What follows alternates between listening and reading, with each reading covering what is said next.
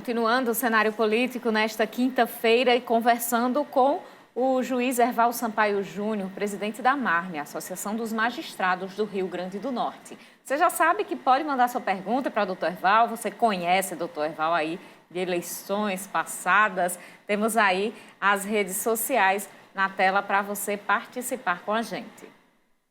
Trazemos agora outra informação. Hoje começa o prazo de registro de candidaturas.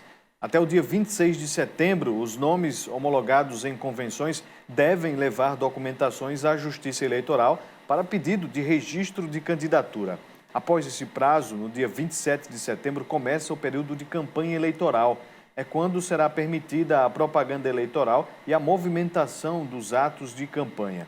Hoje também é prazo inicial para vedações às emissoras de rádio e TV em sua programação e nos noticiários. A partir de hoje, é proibido transmitir imagens de realização de pesquisa ou de qualquer outro tipo de consulta popular de natureza eleitoral em que seja possível identificar o entrevistado ou em que haja manipulação de dados, veicular propaganda política, dar tratamento privilegiado a candidato, partido ou coligação, veicular ou divulgar, mesmo que dissimuladamente, filmes, novelas, minisséries ou qualquer outro programa com alusão ou crítica a candidato ou partido político, exceto programas jornalísticos ou debates políticos. Divulgar nome de programa que se refira a candidato escolhido em convenção, ainda quando pré-existente, inclusive se coincidente com o nome do candidato ou a variação nominal por ele adotada, sendo o nome do programa o mesmo que o do candidato, fica proibida a sua divulgação. Então, é importante seguir aí todos esses cuidados para não ter problema com a Justiça Eleitoral. Pois é, daqui a pouquinho a gente fala sobre este ponto em específico com o doutor Erval Sampaio, mas vamos voltar aqui com o doutor Erval Sampaio em relação aos fatores aí do aumento, do crescimento do número de candidatos. Esse não é um fenômeno que ocorre só em Mossoró, não é, doutor Erval? Com certeza. Então, como eu concluía, o primeiro é de ordem, não é, legal. Eu acredito que vocês também concordem com essa minha observação, que essa mudança provocou claramente, né, essa situação que eu apontei. E o segundo, eu penso que tem a ver, vamos dizer assim, com o que aconteceu entre a eleição passada municipal e essa eleição, justamente passando pelo que eu chamei a atenção, inclusive na terceira edição do nosso livro, pela força, vamos dizer, das próprias redes sociais, o novo modo, inclusive, que alguns, vamos dizer, pretensos candidatos, né, hoje pré-candidatos, né, entenderam que poderiam alcançar até mesmo as próprias normas de limitação, de tentativa de limitação do poderio econômico para que a pessoa conseguisse alçar um cargo público e até mesmo a própria abertura que nós tivemos no que tange a pré-campanha, permitindo, evidentemente, que aquelas pessoas não conhecidas, de algum modo, justamente por força das redes sociais e sem aquele velho poder econômico, pudesse, de alguma forma, interagir com o público. Então, eu penso que essas novidades fizeram com que algumas pessoas fossem atrás desse sonho de galgar um cargo político. Eu, particularmente, continuo acreditando que a solução para todos os nossos problemas está na política, está nessas pessoas boas, em diversos outros, vamos dizer, lados, diversas outras profissões, em diversos outros setores, que possam querer ir para a política para fazer algo diferente e não ir para a política com um discurso diferente, sendo novo e fazendo a mesma coisa. Então, eu vou continuar acreditando na política e acreditando que, por exemplo, esses novos aí, 480 e pouco, a gente possa aí, sem querer fazer nenhum demérito aos atuais políticos, mas a gente possa aí mudar de forma substancial, né? 2018, infelizmente, a gente não pode apontar isso. Nós tivemos uma mudança substancial na minha ótica, no Senado e na Câmara dos Deputados, mas eu ainda não vi, de modo muito claro, estou até acompanhando lá, grandes mudanças no modo de se fazer a chamada velha política. Doutor Herval, a gente tem aqui uma pergunta que tem a ver com o momento que a gente vive. A gente está passando por uma pandemia, várias atividades foram suspensas, agora retomando de forma gradual. A própria eleição, o próprio pleito deste ano foi mudada aí a sua data de realização. O seu Aldo Ferreira, ele pergunta o seguinte: doutor Herval, sobre as aglomerações, não é possível idosos acima dos 60 anos, por exemplo, ir para as missas, as igrejas. No entanto, o que se vê atualmente são manifestações políticas com aglomerações. Como que a Justiça Eleitoral pode fazer essa fiscalização? Se é a Justiça Eleitoral, como é que o senhor vê? Ainda não está na propaganda a propaganda permitida, mas muitas aglomerações por conta das convenções, elas aconteceram. Como é que o senhor vê isso, doutor Herval? Muito boa essa pergunta, né? Se ninguém me questionasse, eu ia dar um jeito de me meter, como vocês sabem que eu sou ousado nesse exercício de cidadania, e ia tocar nisso. Primeira coisa que a gente tem que explicar ao nosso amigo aí que fez a pergunta é que as regras eleitorais, ou melhor dizendo, o próprio período eleitoral e a existência da permissividade da existência, por exemplo, a partir de 27 de setembro, e agora, inclusive, com a possibilidade de alguns atos que não são considerados ilícitos em termos de realização de antigas ilicitudes, o que é que eu quero dizer com isso? Toda essa permissão, que é a regra geral, tanto, vamos dizer assim, nesse momento de chamado pré-campanha, quanto em especial no dia 27 de setembro para frente, não libera, ou seja, não exonera nós, cidadãos, todos nós, de cumprirmos as demais regras. Então, nós temos que ter noção de que a eleição, inclusive, que foi adiada por força da pandemia, ela, por exemplo, ela não tem nada a ver a permissividade de se poder fazer propaganda, que é a regra. Todas as propagandas previstas na lei e na resolução estão permitidas, inclusive, em tese, o possível até contato, né? O comício, aquelas reuniões, tudo isso está permitido a partir do dia 27.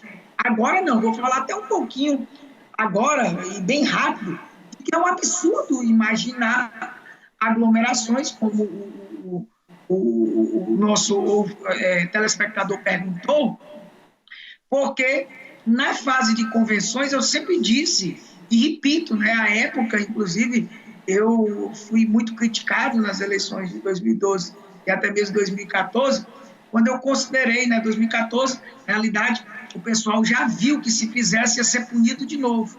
Eu puni praticamente todo mundo que resolveu fazer comício antecipado. Não é porque eu queira, eu não tenho nada a ver com isso. Eu cumpro a vontade da Constituição e das leis. No caso, a lei eleitoral, que é clara em dizer que convenção não é comício antecipado. Então, não tem que ter aglomeração nenhuma, não faz sentido nenhum. A convenção é um ato interno de busca, a regimentação dos próprios filiados para, evidentemente, escolher os seus melhores chamados candidatos. E aí levar o nome, como vocês muito bem colocaram, a homologação da Justiça Eleitoral. E se for, evidentemente, majoritária, de vários partidos. Então, não tem que ter nada a ver de aglomeração. E aí, evidentemente, se houve aglomeração, isso é um problema a ser analisado da aglomeração em si, tá? Com relação ao ato em si de ferimento à parte da saúde pública por esses órgãos competentes. Aí, se realizou um ato irregular, eleitoralmente falando, inclusive de propaganda ilícita, vamos imaginar, aí a Justiça Eleitoral entra nessa seara. Se não, isso é problema das outras esferas. Como sempre foi, por exemplo, e eu destaquei aí na época que eu fui juiz, os problemas de ordem de trânsito, os problemas de ordem ambiental e todos os outros problemas que circundam a própria eleição. Então, para a fase de propaganda é a mesma coisa, tá? A que vai se iniciar dia 27. Ninguém pode imaginar que, por causa da eleição, a pandemia acabou, o coronavírus não vai mais contaminar ninguém e todo mundo pode sair aí sem máscara, se aglomerando, e está resolvido porque a eleição deu aí uma espécie de, né, uma espécie de alvará, não é? A todo mundo poder fazer o que quiser. Isso não existe. Evidentemente, não é competência da Justiça Eleitoral esse problema, por exemplo, da parte de saúde pública. Eu aponto, por fim, que eu ouvi dizer, eu até disse para vocês numa entrevista da FM, que o juízo eleitoral aí em Mossoró iria manter uma das providências mais interessantes, que eu me orgulho de ter criado mesmo, foi uma criação nossa, que é a Comissão de Segurança. E nessa Comissão de Segurança, parece que nós vamos ter aí a nomeação, se já não tiver tido, eu não tenho esses detalhes, aí vocês falam aí com os chefes de cartório, em especial o Luiz Sérgio, que é responsável pela propaganda, com relação a uma autoridade sanitária, inclusive do lado municipal e também estadual, em todas as esferas específicas dessa preocupação normativa, porque nós temos uma normatividade nessa área. E aí é importante que essas autoridades vão se comunicar, né, e vão estabelecer, inclusive, toda a política para que a Justiça Eleitoral faça a sua parte e todas as outras autoridades façam as suas. Não podemos se confundir uma função com a outra. Doutor Herval Sampaio, a vedação à imprensa começa hoje. Quais são as punições para o canal, ou o programa, ou o jornal, o órgão de imprensa que descumprir essas vedações? A gente tem que, inclusive quando o Volúvel estava falando, eu até destaquei hoje no nosso programa na Rádio Justiça, que entendeu o porquê, não é? Num cenário hoje, onde por mais que a gente tenha a força das redes sociais, não é? A internet realmente assumiu uma força muito grande e não há, por exemplo, essas vedações para as plataformas, não é? Como, por exemplo, o YouTube, Facebook, Instagram, não há nada disso, por exemplo. E por que há para rádio e televisão? Porque são concessões de serviço público. Então, isso é muito sério. E é sério porque, como nós temos esse tipo de concessão, nós temos que garantir o que é mais sublime dentro do processo eleitoral, que é a questão da isonomia entre os candidatos.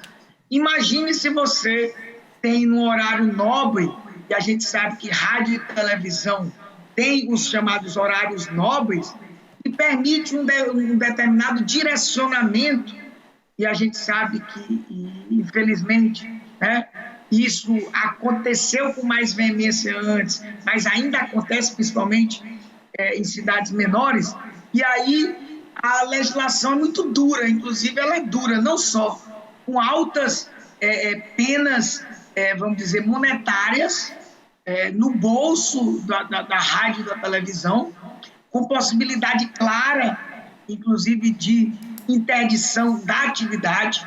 Eu, particularmente, sou muito ousado na compreensão dessas normas.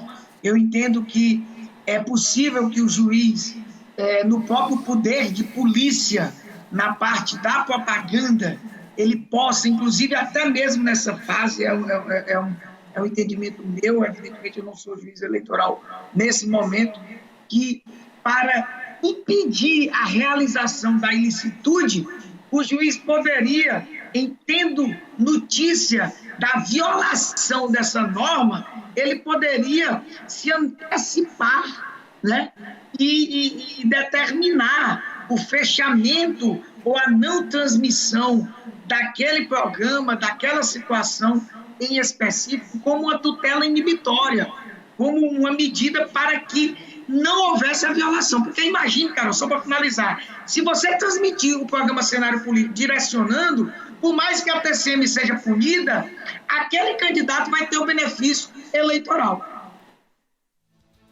Vamos então fazer um intervalo. No próximo bloco, a gente continua a conversar com o Dr. Herval Sampaio Júnior, presidente da AMAR.